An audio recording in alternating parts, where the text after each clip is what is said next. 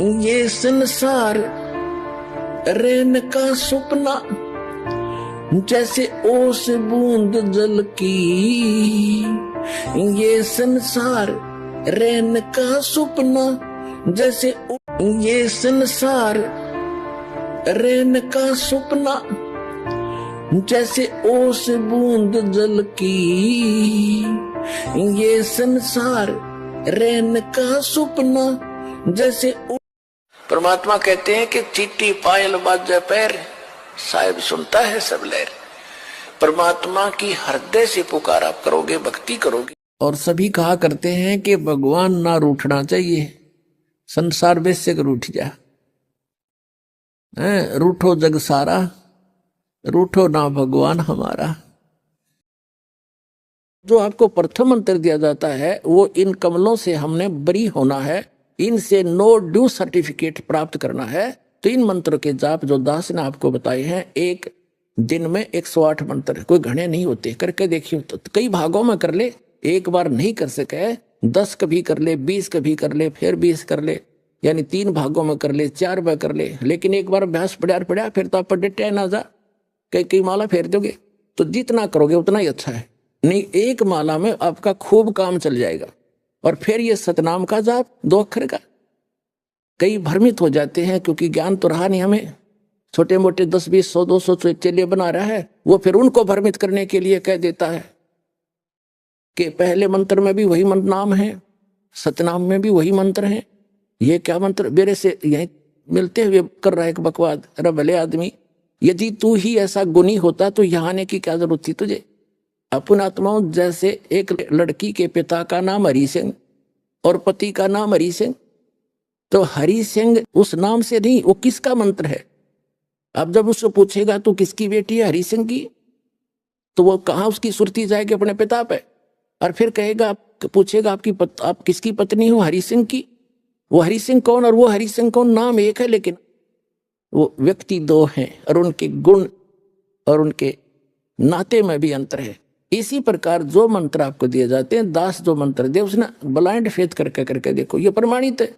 सब महापुरुषों ने जिनको मोक्ष प्राप्त हुआ उन्होंने भी यही जाप किया। ये आपके रूबरू कई बार कर लिया, रह कर और भी करते रहेंगे आपको दृढ़ विश्वास कराने के लिए। तो इससे क्या हो गया कि उस सच्चिदानंद घन ब्रह्म परम अक्षर ब्रह्म के पाने का ओम तत्सत, ये 3 मंत्र के जाप का निर्देश है, नथिंग एल्स। निर्देश का अर्थ है डायरेक्शन, अग्रम अग्रम नहीं, विकल्प नहीं इसका, फिर कोई और मंत्र नहीं है। कबीर परमेश्वर जी की असीम रजा से पुण्यात्माओं, आप ये सत्यनारायण कथा सुनने के लिए उपस्थित हुए।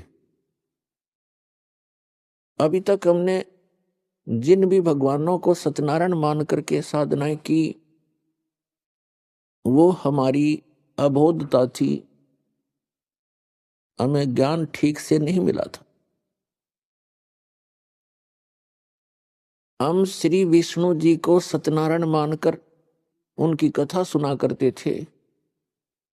सत्यनारायण का अर्थ है, सत्य माने अविनाशी, नारायण माने यानी भगवान परमात्मा जो जल के ऊपर विराजमान होने वाला। नार माने जल, आयन माने उस पर आकर के विराजमान होने वाला, उसको नारायण कहते हैं। तो सत्य माने अविनाशी, नारायण माने परमात्मा, वो भगवान जो जल के ऊपर आकर विराजमान होता है, वहां निवास करता है। तो श्री विष्णु जी सतोगुण भगवान हैं, ये नासवान हैं। श्री देवी पुराण सचित्र मोटा टाइप गीता प्रेस गोरखपुर से प्रकाशित के 123 पृष्ठ पर उसमें स्पष्ट लिखा हुआ है, विष्णु जी कहते हैं अपनी माता दुर्गा से कि तुम शुद्ध स्वरूपा हो, ये सारा संसार आप ही से उद्भासित हो रहा है। मैं ब्रह्मा और शंकर आप ही की कृपा से विद्यमान है। हमारा तो आविर्भाव माने जन्म और तिरोभाव मीन मृत्यु होती है, हम अविनाशी नहीं।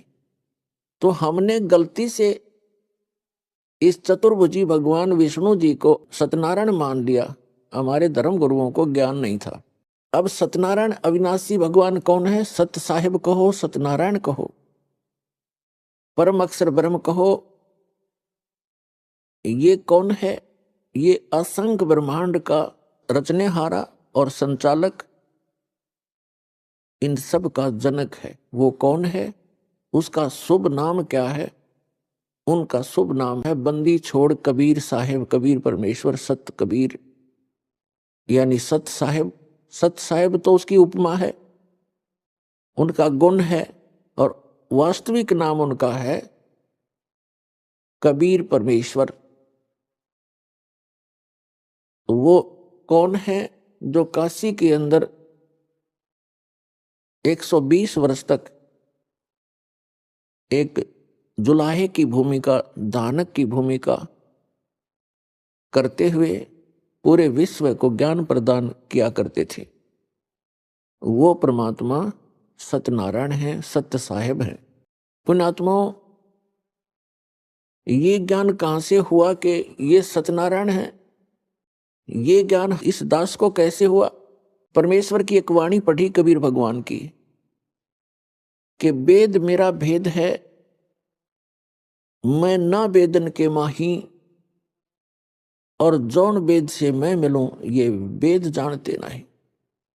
ये चारों वेद मेरी ही महिमा का गुणगान कर रहे हैं, मेरी महिमा बता रहे हैं, लेकिन इन वेदों में वर्णित विधि से मेरी प्राप्ति नहीं हो सकती। इनसे हटकर एक और वेद है जिसको सूक्ष्म वेद कहते हैं, जिसको तत्व ज्ञान भी कहते हैं। उस वेद के अंदर मेरे पाने की विधि है और उसका ज्ञान इन वेदों में किसी में नहीं। तो यहां परमात्मा ने कहा है कि वेद मेरा भेद है और मैं ना मिलूं वेदन के माही, और जौन वेद से मैं मिलूं वो वेद जानते रहे। इसका प्रमाण कहां है? श्रीमद् भगवत गीता अध्याय नंबर 4 के श्लोक नंबर 32 में गीता ज्ञानदाता कहता है कि अर्जुन, जो अभी आपने सुना श्लोक 25 से लेकर 31 तक कि कोई तो देवताओं की पूजा करता है, कोई हठ योग करता है, कोई तीक्ष्ण व्रत रखता है, अहिंसावादी बनकर घूमता है, कोई स्वाध्याय करते रहते हैं, कोई केवल योग अभ्यास करते हैं, कोई प्राणों की श्वासों की गति को आते जाते देखते रहते हैं। ये सभी साधक अपनी साधना को पापनाशक जानते हैं, इसको अच्छा मानते हैं, तभी तो वो कर रहे हैं। जब उनको ज्ञान होगा कि साधना ठीक नहीं है तो तुरंत त्याग देंगे। और चौथे अध्याय के 32वें श्लोक में बताया है कि उस परमेश्वर ने, सच्चिदानंद घन ब्रह्म ने अपने मुख कमल से तत्व ज्ञान बोलकर सुनाया है। वो सच्चिदानंद घन ब्रह्म की वाणी है, वो तत्व ज्ञान है। उसके अंदर ये यज्ञों की जानकारी, यज्ञ माने धार्मिक अनुष्ठानों की जानकारी विस्तार के साथ कही गई है, वो तत्व ज्ञान है। उसको जानने से फिर सभी पापों से मुक्त हो जाता है प्राणी। चौथे अध्याय के 34वें श्लोक में कहा कि उस तत्व ज्ञान को तू तत्वदर्शी संतों के पास जाकर समझ। उनको दंडवत प्रणाम करने से, कपट छोड़कर नम्रतापूर्वक सरलतापूर्वक प्रसन्न करने से वे तत्वदर्शी संत तुझे उस तत्व ज्ञान का उपदेश करेंगे। अब श्रीमद् भगवत गीता जो है वेदों का सारांश है, चारों वेदों का, और बहुत ही निर्णायक ज्ञान है श्रीमद् भगवत गीता के अंदर। अब यजुर्वेद अध्याय नंबर 40 के मंत्र 10 से लेकर 13 में एक विशेष ज्ञान दिया है। वेद ज्ञान दाता कौन है? यही जो गीता ज्ञान दाता है। वेद में कहा है कि कोई तो परमात्मा को संभवात माने जन्म लेने वाला अवतार रूप में मानता है, जैसे श्री राम, श्री कृष्ण या अन्य 9-24 जो अवतार माने जाते हैं, ऐसे मानता है। कोई कहता वो जन्म लेता ही नहीं, असंभवात है। इसकी जानकारी तत्वदर्शी संत देते हैं, उनसे सुनो। इससे सिद्ध हो गया कि वेद में वो ज्ञान नहीं है। यदि वो कंप्लीट ज्ञान होता तो ये श्लोक, ये शब्द वेद में नहीं होते। और इसी का सारांश श्रीमद् भगवत गीता है, और श्रीमद् भगवत गीता अध्याय नंबर 4 के श्लोक नंबर 34 में भी यही कंसेप्ट क्लियर किया है, यही स्पष्ट कर दिया है कि वो तत्वदर्शी संत उस तत्व ज्ञान से परिचित हैं, उनसे पूछो तो गीता के जी के अंदर भी वो ज्ञान नहीं है। वो सच्चिदानंद घन ब्रह्म ने जो अपने मुख कमल से बोला वो तत्व ज्ञान है, वो सूक्ष्म वेद है, और उसकी जानकारी इस दास के अतिरिक्त इस विश्व में किसी के पास नहीं है। क्योंकि उस परमात्मा ने स्पेशल इसी काम के लिए भेजा।